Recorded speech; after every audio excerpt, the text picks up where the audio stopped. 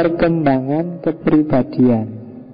Ini yang disebut positivistik, meramal kehidupannya manusia secara pasti.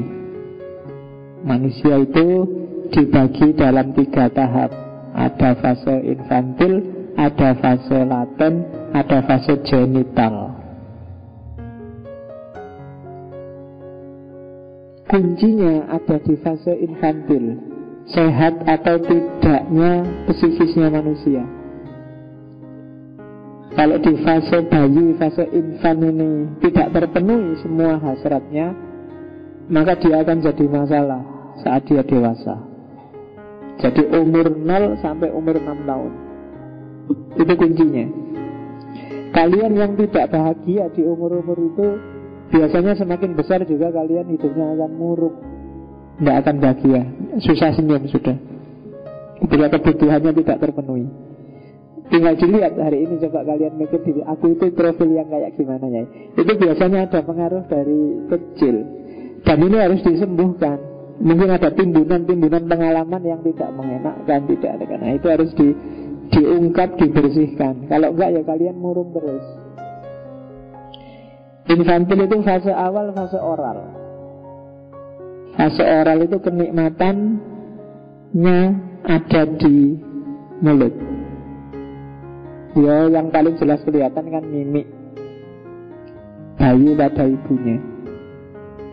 Kalau mimik saja nggak puas, era oral ini nggak puas, itu ya sampai besar juga akan ada dampaknya.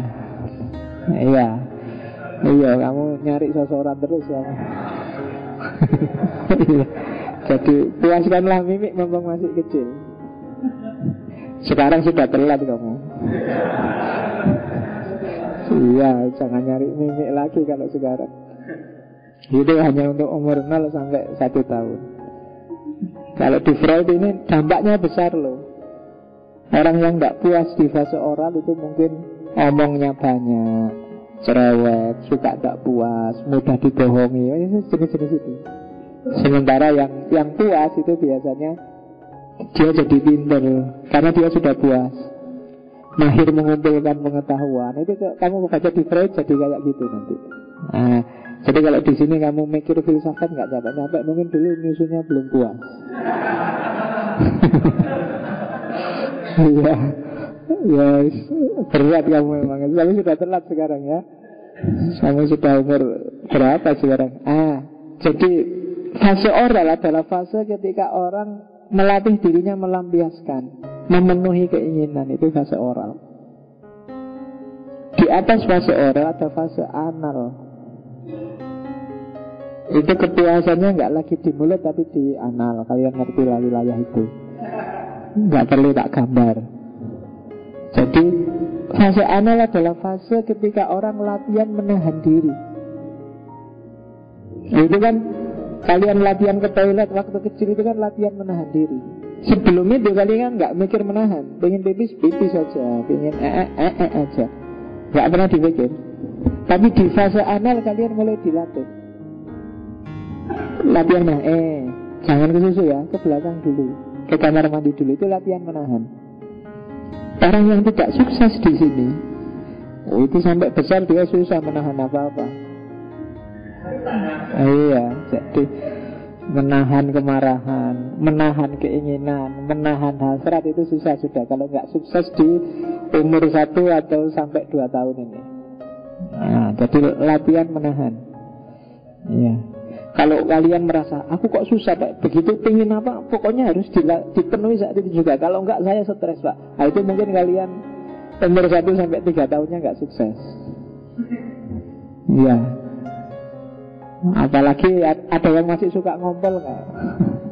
Nah, kalau ada yang masih suka ngompol berarti kamu enggak sukses sampai hari ini. Itu saja masih belum bisa menahan, apalagi yang lain. Jadi itu fase kedua. Fase ketiga itu fase balik, 2 tahun sampai 6 tahun. Nah ini kalau yang oral itu 0 sampai 1 tahun, anal itu sampai 3 tahun, ini sampai umur 6 tahun. Balik itu kebalikannya anal. atau kebalikannya itu. Iya, falik itu ya dibaliknya. Jadi kalau kamu lihat daerah anal, baliklah itu. Nah itulah falik, daerah bagian depan. Kenikmatannya sekarang pindah ke situ. Kadang-kadang anak umur itu kan suka megang-megang, suka itu, karena memang sudah mulai ada di situ. Nah ini latihan reproduksi. Kalau di fase ini tidak sukses, itu ya tidak bisa produktif. Balik jadi fase mulai kenal lawan jenis, mulai yang cowok mulai lebih suka sama mama daripada sama. Kamu manggilnya mama apa ibu? Ibu, mbok, apa si mbok. Iya. Oke, iyalah ya, anak sekarang kan mama, papa. Oke. Namanya tuh. Iya. Ini iyalah, enggak apa-apa lah. Yang makannya tempe manggilnya mama. Oke ya, jadi ini era balik. Nanti kamu baca sendiri ya era-era ketika orang dari sini nanti lahir Oedipus kompleks, lahir kayak gitu. Yang ada beberapa teori yang menurut saya nggak rasional.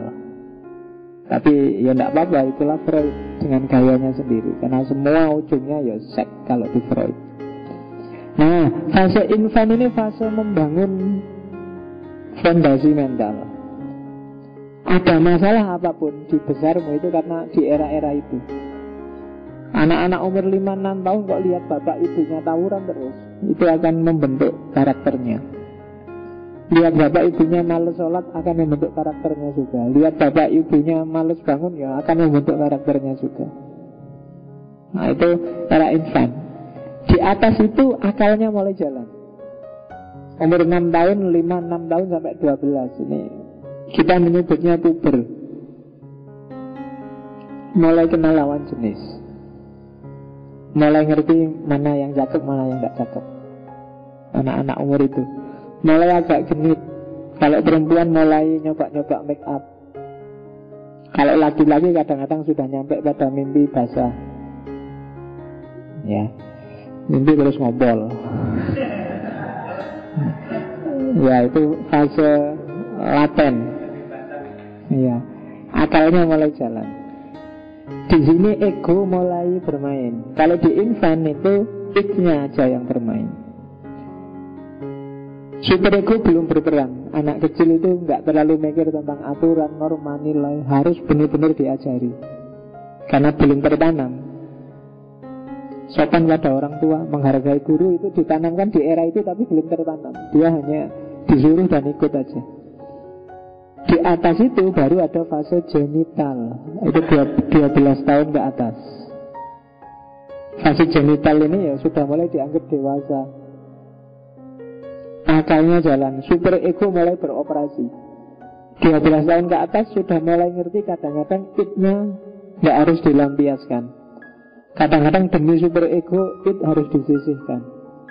Pinginnya tidur tapi ya gak boleh bangun siang-siang, harus bangun. Nah itu di fase genital baru bisa. Anak-anak umur 12 ke bawah itu biasanya harus agak dipaksa dulu baru ikut aturan. Munculnya kesadaran itu di era genital. Anak mulai sadar, oh iya ya, hidup ini memang gak bisa sakarepe dhewe. Itu biasanya 12 ke atas. Meskipun kalau film-film kan batasnya agak terlalu lama, 17.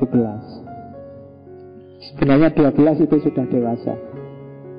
Jadi kalau kalian ada yang belum 17, masih 12 tidak apa-apa pakai teorinya Freud. 12 itu sudah dewasa. Kalau anak sekarang kan nggak nunggu 12 kan. Iya, cah cilik-cilik itu gitu-gitu sudah ngerti pacaran, sudah ngerti apa itu, sudah mendahului masanya. Ini kan teori yang positivistik. Tidak melihat bahwa jangan-jangan perkembangan situasi, perubahan konteks bisa merubah itu. Ada kok anak yang sampai umur 12 juga masih tolak-tolak, gak ngerti apa-apa.